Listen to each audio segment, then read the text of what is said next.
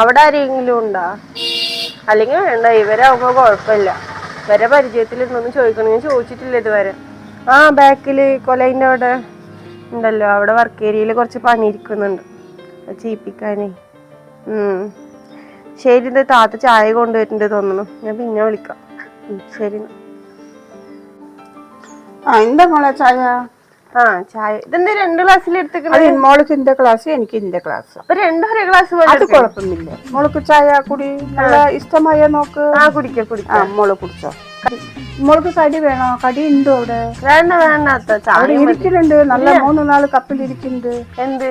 കായ വറുത്തതും എല്ലാം. ഒന്നും വേണ്ട, നിങ്ങള് ചായ ഉച്ചക്ക് വേണ്ട. വേണ്ടേ? ഇരുന്നോ.